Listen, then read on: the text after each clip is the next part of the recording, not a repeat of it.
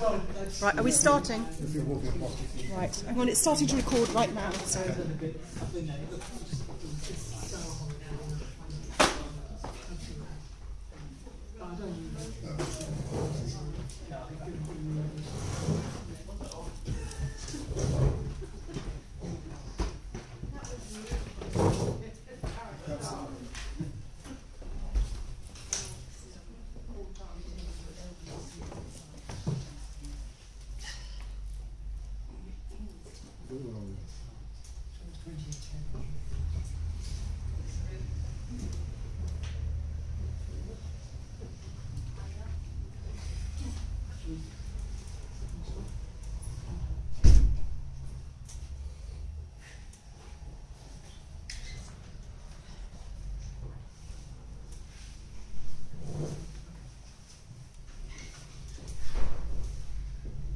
Okay, well, welcome everyone to the head office of the Socialist Party of Great Britain for this debate tonight.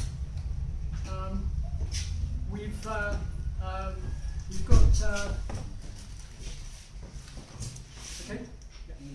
we've got an interesting debate for you. The title of the debate tonight is going to be an independent United Kingdom or a socialist world. Okay, so we've got quite a strong polarity there. I'm going to introduce now our two speakers. First of all, on my right is Bill Martin for the Socialist Party of Great Britain. On my left is Elizabeth Jones, who is a member of UKIP, the United Kingdom Independence Party. She stood for the party on a couple of occasions in the past, in 2010, I think, for the general election, and 2012 for the London elections. And I believe she's going to be standing in May again for the forthcoming European elections. I'll just get the housekeeping. Thank you. The housekeeping out of the way first. So, if the fire alarm goes off, there will be a fire. Okay, so you need to get out. All right. So it's not going to go off for no reason. So the obvious way out is the way you came in. But if for any reason that is blocked, if you go upstairs here, across the balcony, through the door at the other end, and down the corridor in a straight line, that will take you straight out to the yard at the back of the building. The toilets, if you need them, are in the same way, up the stairs, across the balcony, through the corridor, and about 2/3 of the way down the corridor on your right, you'll find them there. If you have any mobile phones, unless there is a compelling reason for you to leave it on, I would ask you now to just check it and make sure, because we don't want to interact with the speakers, or even your good selves. Okay, the running order for today is going to be this. The bill is going to open. No, sorry, I beg your pardon, I need my glasses on for it. Elizabeth is going to open, and she's going to speak for 20 minutes. Bill is then going to respond with another 20 minutes. And then we go back to Elizabeth, who is going to have the opportunity to reply to what Bill said with a 10-minute speech, and then Bill is going to have another 10 minutes after that. What we'll then do is we'll make some announcements, and we'll take a collection, as we do traditionally. I would say about the collection that the purpose of the collection is to defray costs for holding meetings like this, but please do not feel under any obligation or under pressure if you don't feel so minded. We wouldn't want people, for example, on low income sort of coughing up to the collection. It is just to defray expenses. After that, we'll have a question and discussion session. We'll throw everything open to the floor for yourselves. And then, depending on how it goes, depending on what the speakers want to do, we'll have closing statements around about 9 o'clock to finish at 9:30. Okay, so without more ado, I will give the floor to Elizabeth. Thank you. Good evening all. On the 22nd of May of this year, there are going to be elections for the European Parliament. It's exciting, isn't it? And what do you think that's going to give you? Well, you can decide. You can choose whether you have any influence. You have no influence. You can decide whether you're going to be listened to. You're not going to be listened to at all. You can decide whether your fundamental values are going going to be insulted or ignored? That's it. That's the choice. Take it or leave it. There is nothing in the EU for you. You have no influence over the EU at all. Viviane Reding, EU Commissioner, said at the beginning of this year that 70% of the European parliamentary laws, 70% of the UK laws were created by the EU, and that there will be no repatriation of powers. Now, what impact does this have on us? Well, we have gone from 1972 to 1999 from what was originally a free trade zone to a European Union, whereby we now have the euro, we have citizenship to the EU. The EU is not a country, it's an entirely artificial concept. How on earth can we be citizens of an entirely artificial concept? We have a situation where QMV, quality majority voting, controls all the decision making, and you only need 55% QMV to make any decision in the EU. So our influence, bit by bit, has come down to very, very little indeed. We only have a 9.5% influence in the European Parliament. Basically, the EU is simply not in our interest, it is not fair to us, it is not democratic, and I don't think that it represents the ordinary person's interests at all. I can take the view that the EU is basically set up for big business to support and sustain a corporate approach to business. The late Bob Crow was also very anti-EU. He took the view that not one single piece of EU legislation had helped the ordinary working person at all. He said, in fact, that the EU created a culture of 0 hours contracting employment and had undermined collective power of the employee and had undermined full-time security of employment. You will hear much in the forthcoming weeks about the situation of 3 million jobs being lost in the United Kingdom. I have no idea where these jobs are, what these jobs are referring to. However, Bombardier and East Midlands and Derby lost £1,400 after losing the contract for Thameslink to Siemens. Therefore, ordinary people have lost their jobs as a result of EU procurement that we are now compelled to comply with. We also have a situation whereby we have the EU Jean IV, which was created in 2006. There is a force of 800 to 900 armed police officers based in Vicenza who can be deployed at any European city within 30-day notice. I understand that these were actually deployed during the recent Greek riots in Athens. We did have reports back the police they were dealing with that did not speak Greek. This is a rather disturbing way forward. Also, we have Europol, which was created in the Amsterdam Treaty in 1999. Now, Europol is the European police. It is outside any form of political immunity. It cannot be questioned or investigated by the European Parliament. It is basically above the law. Again, that does not bode well for the future of our civil liberties in this country. So the EU is wholly undemocratic. QMV has ensured that we as a nation do not have a voice. Our voice has been diluted quite considerably. We therefore have very, very, very little influence in the EU. We would have significantly more influence if we were outside the EU, whereby we could take up our dormant seat of the World Trade Organization. We are also in the G8, G20, NATO, Interpol. We are part of the Anglosphere. We simply do not need to be tied into the EU. It is costing us £54 million a day. What benefit do we get back from this? I cannot see any one benefit that has been gained by our attachment to the EU, save for it has given the political class a very comfortable lifestyle. It has given the political class something to feel good about, but it's done nothing for the ordinary person. I could talk about the philosophy of the EU. As I said, in 1972 it started purely as a free market situation, purely economic. However, that gradually changed in 1987. The Single European Act changed that to a community. Then we have in 1992 Maastricht, whereby we've gone from economic market, community to union. In 1992, Maastricht created union. We were therefore tied in to a series of conditions and laws which made it very difficult for us to get out of. Only in 2007 with the Lisbon Treaty was Article 50 created, whereby we could actually have a formal exit strategy because Greenland left in 2005. So I would ask everyone to vote for UKIP. It's the only party, I would say, with any traction to actually get us out of the EU. No other party is committed to getting us out of the EU. It does not benefit us. There is no benefit to be gained. All there will be is a gradual reduction in our civil liberties, a gradual reduction in the quality of our life. We no longer have control over our fishing territories. Please note the UK fishing territories represent 70% of the fishing territories of Europe.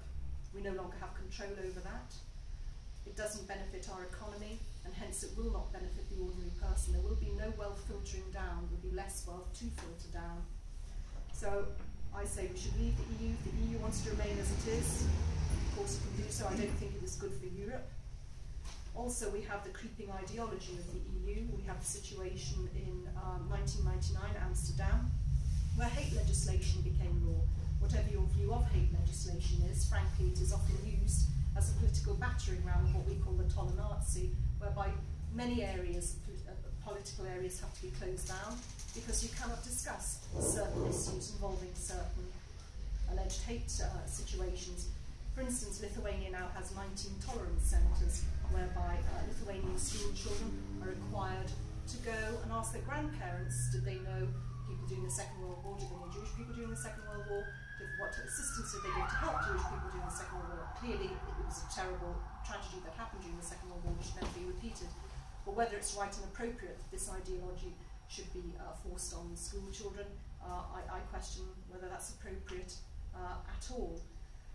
Also, we have the situation with the European Conciliation and Tolerance Committee, whereby they are seeking to make tolerance a criminal offence, intolerance a criminal offence, without any definition of intolerance, and require that youth who commit intolerance offences, whatever they are, should be subjected to criminal procedures whereby tolerance will be instilled in them.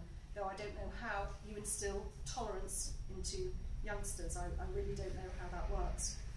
Furthermore, many of the issues that underpin our country's economy are directly as a result of our membership of the EU. For instance, in 1992, for the first time, as a result of capital cap, we were forced into PFI, which you're aware is, of course, is private financial investment in the public services. This stems solely from the Maastricht Treaty, because we're tied into achieving certain capital balances to continue to be members of the EU. And we're aware of how PFI has had an unsatisfactory history and has not really benefited the consumer to any great degree. In fact, the Labour Manifesto in 2001 actually supported it and sustained it, saying that they welcome the spirit of enterprise, that is PFI, in public services, which is not satisfactory.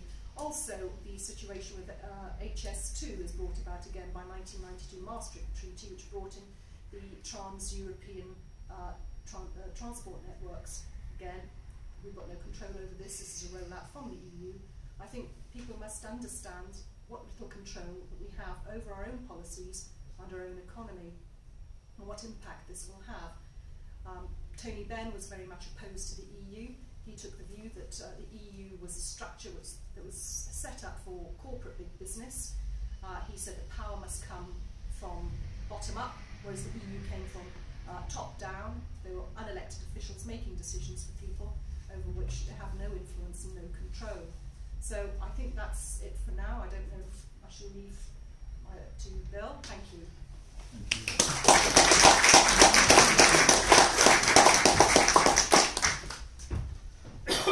A second. I don't know how many of you, like me, came here on a bus tonight. I don't know if you did. You are a fundamental part of the British legal framework, because if you came here by bus, that means that you are, like I was, certainly in my case, the man on the Clapham omnibus. We are the incorporated repository of rational reason in the British law, in English law rather, and so tonight that is your role. If you came here on a bus, if you're here at all, you are the ones who get to decide what is the rational position to take, and that is, you're not here to just listen and absorb, you're here to decide and to go out and act. And that is the fundamental power of being the man or woman on the Clapham omnibus.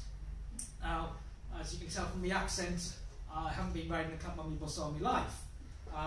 As a matter of fact, I am an economic migrant. I grew up in the former People's Democratic Republic of Teesside, where it's actually only barely former now, where when I was then, unemployment was running at somewhere in the region of 20%. And I decided as I was growing up that I didn't fancy being in an area where unemployment was 20%, and I decided to get the hell out of there and come down to where there is work.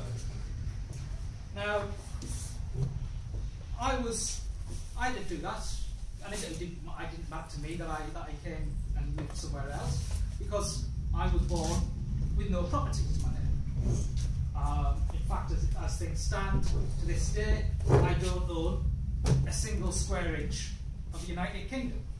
In a very real and legal sense, it is not my country. I don't own a single solitary scrap of it. And because I don't own any property, because I don't own a single scrap of the country, I have to live by selling my ability to work. I have to sell it in order to gain access to the things I need in order to live. And when I say I need to get access to things in order to live, what I'm essentially saying is that my freedom, whatever freedom I have, depends entirely upon selling my ability to work. And if you take away my ability to work, if you restrict my ability to work, or if you restrict the areas in which I can go and restrict my ability to work, then you are taking away and attacking my freedom. So I have to ask UKIP and then according to the EU and anyone who wants to increase migration controls, why do you hate freedom so? Why do you hate freedom? Why do you want to take it away from me? Why do you want to take it away from the 2 million or so Britons who are living abroad in the EU, and if they had to come back, they'd probably form a long queue to biff Nigel Farage on the nose as they were driven back to the cold lands. Now, of course, this debate is all about freedom. That's what's at the heart of it all. We have to think beyond the sort of like the Hollywood version of freedom, what you could call liberal freedom, which is being left alone. That's freedom according to one view of it. The cowboy riding off in the sunset to live on his own, by his own means. And of course, as socialists, we would say that that person isn't free. They're not free because they're going to be enslaved to the daily necessity of having to keep themselves alive, and their choices, their actions, their capacities will be inherently limited by their material poverty. So, as socialists, we would say fundamentally, first and foremost, that we can only be as free as we can help each other to be. That's what socialism means. I can only be as free as you make me, and you can only be as free as I help you to be.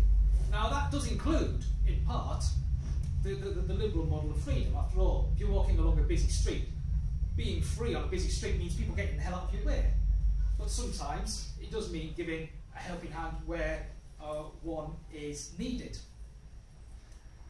Let's skip a bit. Now, of course,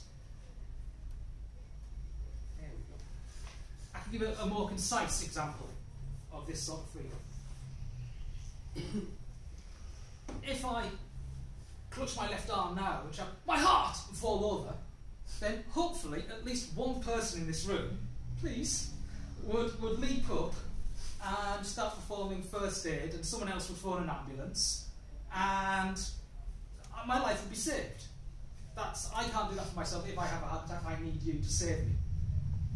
Now, if you're dead, you're not free. If you're crippled by a colossal stroke, your life chances are seriously diminished. That is a clear example in this room of how we help each other to be free and what's necessary. But that's not a political matter, really. You know, it's an obvious thing. You help people when you see them in need. But that we can take this a bit further. We can actually move it off into the political sphere. Let's imagine that two people fell down in the street in front of you. Now, which one would you help? Would you go to the one, as I think most people would, who clearly needed help the most, who was the one who was silent or gasping for breath, or who even wasn't breathing? Or would you check their skin colour? Would you check their citizenship papers? Would you check their nationality before you decide to help them? Now, I suspect everyone in the room would agree instantaneously on that if you check someone's citizenship papers before you help them when they fall down the street, there's a word for that, which is a monster. And only a monster would behave in such a way. And if you agree with me on that point, and you would go and help the person who needs help the most, then why would you behave any differently in the ballot box? Why would you ask your representatives to behave any differently in the political chambers? Because you are responsible for the way you vote, and if you believe behaving one way in your life, you don't expect or require your political representatives to behave in a different way from that in the political sphere.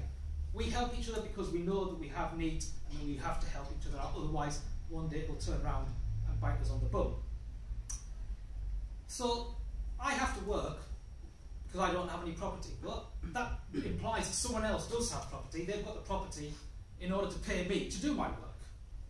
And our society is fundamentally characterised by this tiny fraction of the world who actually own the country. This tiny fraction of the population who actually have the wealth and who can command our ability to work.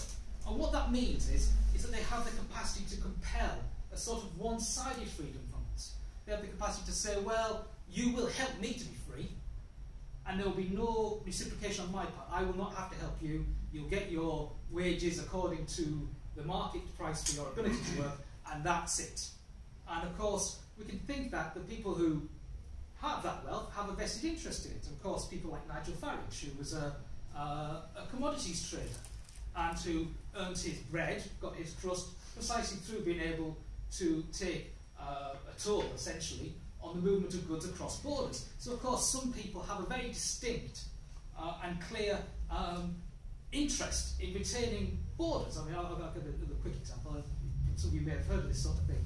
Apparently, in Northern Ireland, some of the IRA godfathers used to manipulate the border sideways, and they'd have trucks of grain going over and over and over the border so many times and so often that the grain actually started to sprout. It had gone round and round in circles so often. But because it had gone over the border, they were able to claim import duties and various subsidies and the like, and they were able to live their life very comfortably, thank you very much. Well, of course, there is a great many organisations or firms who, in a very similar way, make their advantage from the existence of borders and who have a very distinct incentive towards defending the idea that we have to divide the world up into units of artificial units of property called nations. Now, it's been a long day with a lot of speaking, so I have to stop and lubricate every now and again. My opponent, from looking at some of the statements on the interweb, is very into referendums and direct democracy. And of course, that is something that, as socialists, we are much more in favour of direct democracy. But there are conditions that need to be satisfied first, because we can look at the way that referendums work. There's a great example of one just last month, or in fact this month I think still, Crimea. Now there's a referendum there, an in-out referendum, or out-in, whichever way you want to look at it. But of course everyone recognises that was not a fair referendum because it was so badly rushed. Or possibly, you know, if that Russian-speaking population had been asked under normal conditions, a functional majority would have been achieved anyway. But as it was, a more powerful neighbour parked their tanks on their lawn, and that affected the outcome of the referendum quite decisively. They would, you know, a lot of people would have voted, you know, well, we can vote one way or another, but the Putin's tanks are going to come and enforce a result. There was another referendum not long ago. Switzerland, they voted to restrict migration of labour. And the immediate result was that the EU retaliated and withdrew scientific funding. So a richer, more powerful neighbour retaliated and imposed their own power and will on the country as a result of this free referendum, apparently. And we've got Scotland coming up. God, will it ever end? At the end of this year, they will have their own in-out referendum. And what we've seen in Scotland is that the people who own Scotland have said, well, you can vote for independence, but we don't want it. The people who own Britain have said, well, you can vote for independence, but we don't want it. The people who run the government in the UK, or what will be the former United Kingdom, if it happens, have said that we don't. Yeah, people with the acronyms there.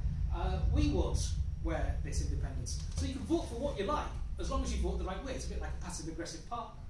You know, well, of course you can go out with the lads tonight. I'll stay in there. It's exactly like that. Because in the interconnected world that we live in, where power lies with the wealth, that means that any referendums take place under the gun of wealth, power, and the difference between various nation states.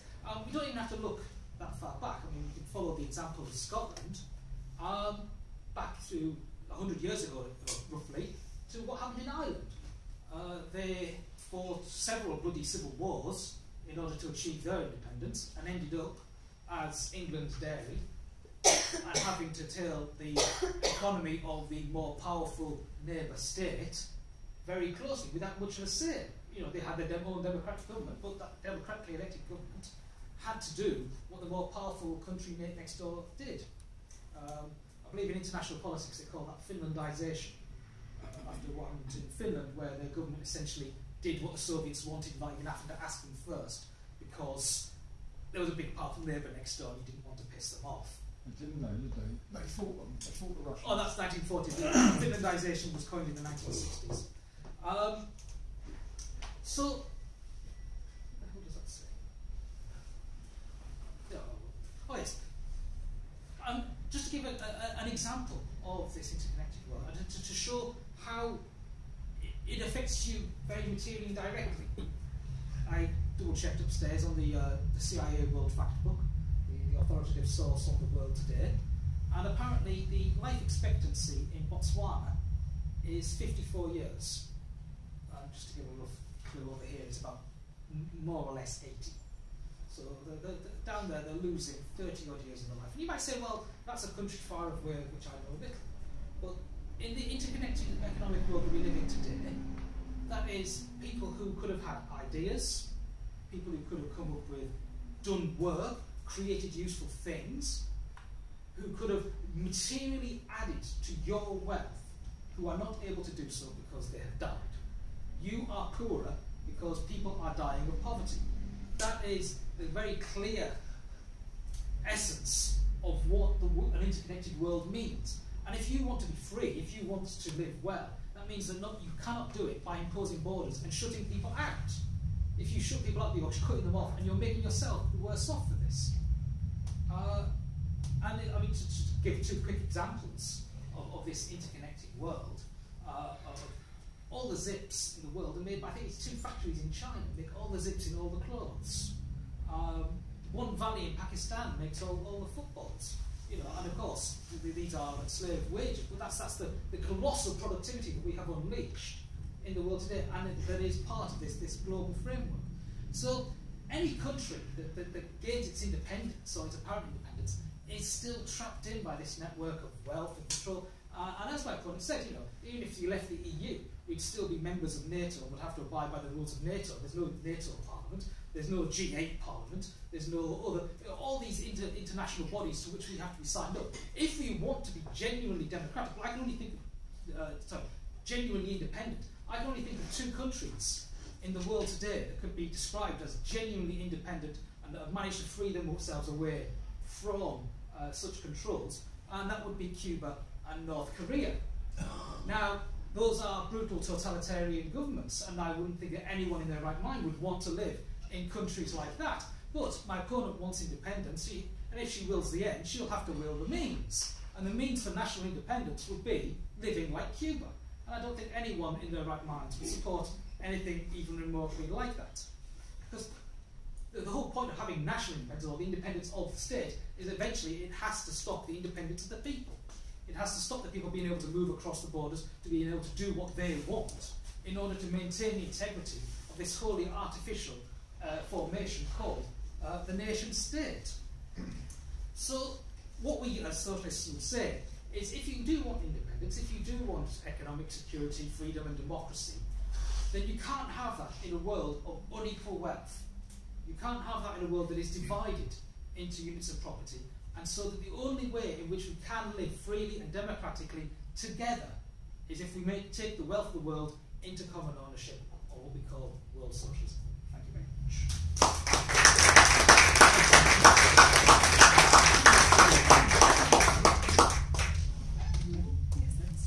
I should like to respond to the points that Mr. Martin made.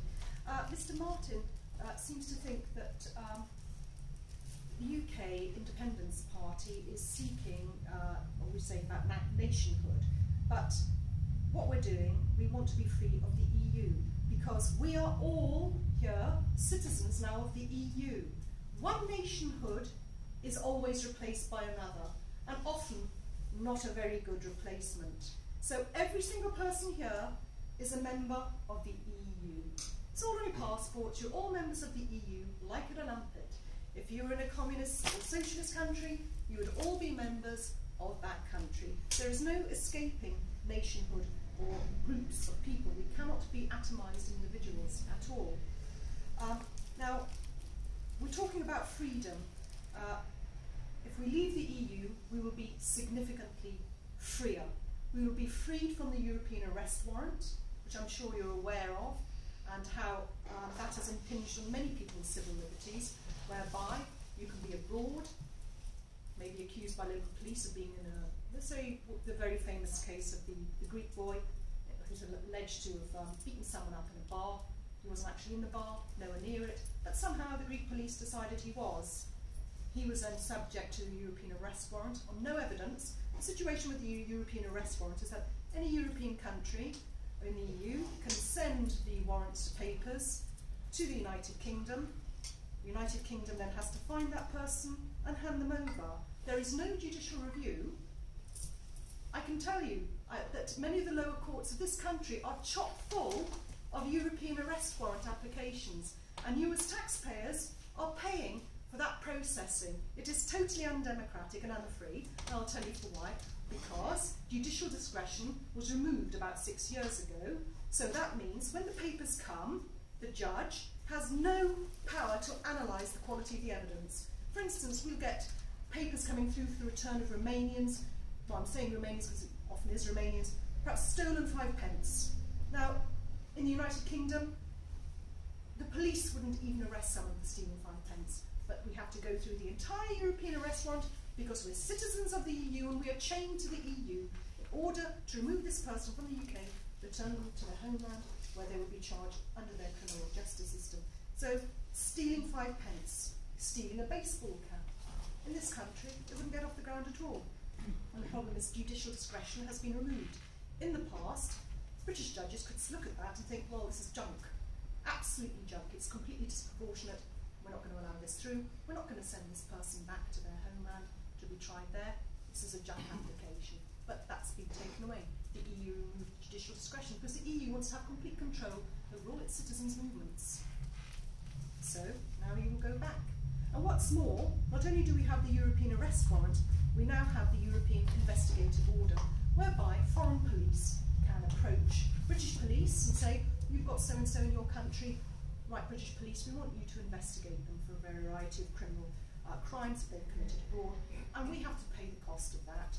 We, the taxpayer, our police's attention has to be given to foreign criminals who perhaps committed offences abroad because of the EU. So we're simply not getting the level of protection and service because of the EU. Now, being in the EU certainly doesn't make us richer. I'm sure we're all aware of the appalling situation of youth unemployment throughout the EU states, particularly in Spain and Greece. I'm sure we're all aware of the civil unrest that's taking place in Spain and Greece. And this is a direct result of being in the EU and having absolutely no control. They can't control their economies, they can't control their laws.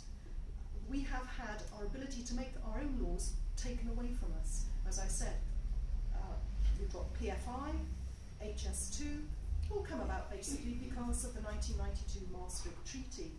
Our hands are tied. We are tied in, we're chained to the EU. We would be much better outside the EU. We could trade with the world. Furthermore, countries and people are not just about money. It's not just about trade. It's also about creativity, the ability to think. In this country, we have always been, I would say, a factory of genius. We were the first with the agrarian revolution, first with the industrial revolution. When you look at the tally of Nobel Prize winners, the first country is America, normally about 300. The second country is Britain, about 110.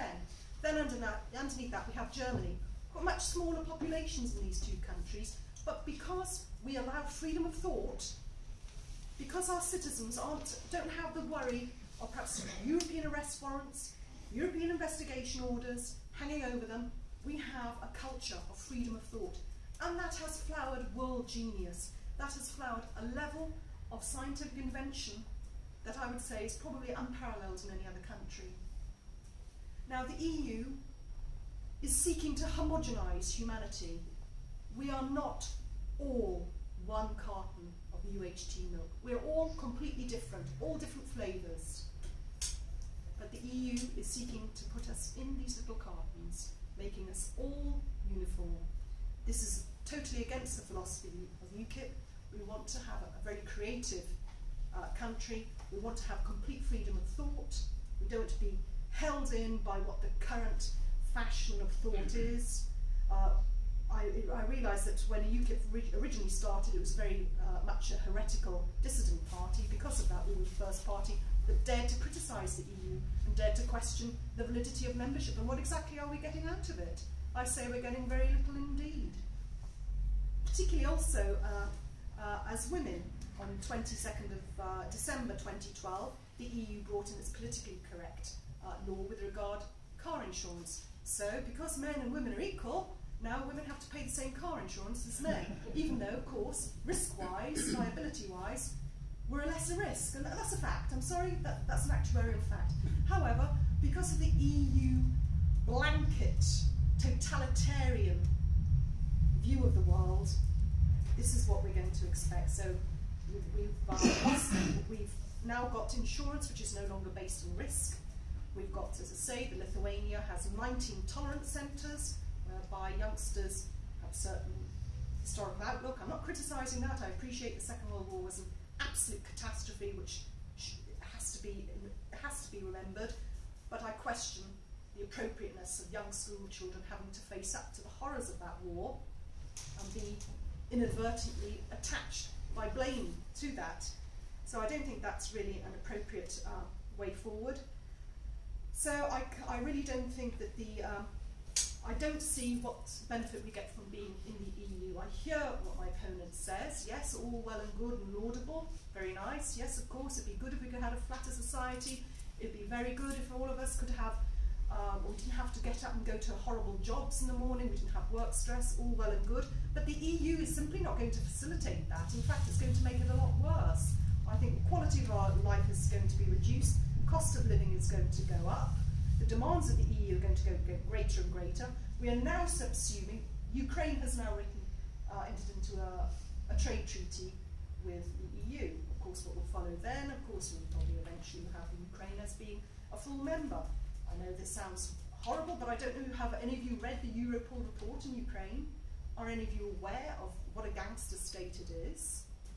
It's basically according to Europol, it's basically an organised crime state.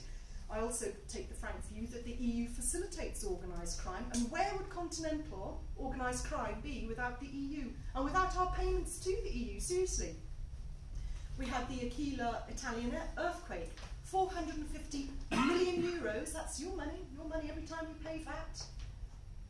Every time you pay VAT, you're paying into that.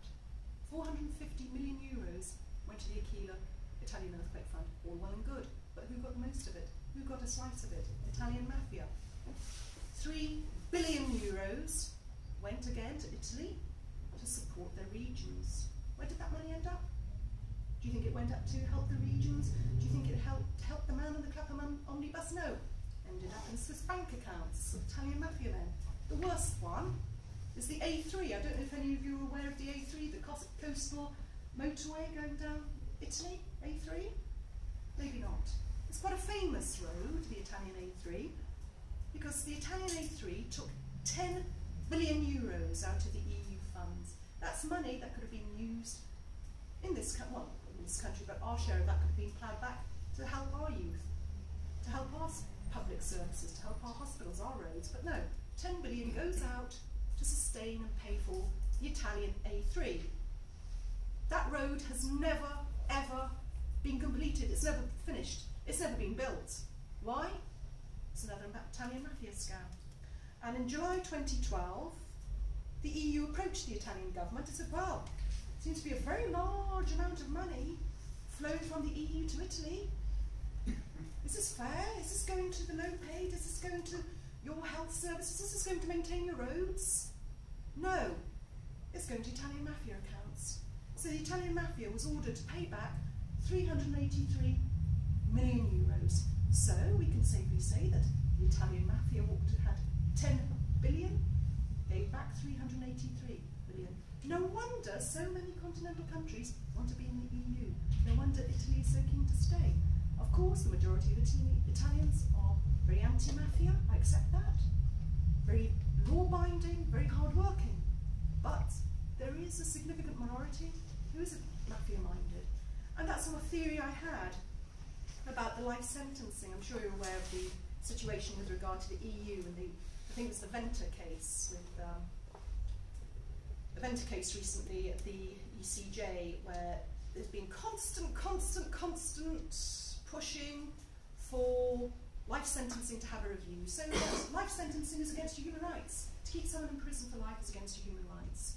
This is the constant theme we have from the ECJ. It's against your human rights, against your human rights, against your human rights. Well, of course, yes, okay. Liberal, the liberal Nazis were going on with that, saying, hey, yeah, great idea, I think we'll follow with that.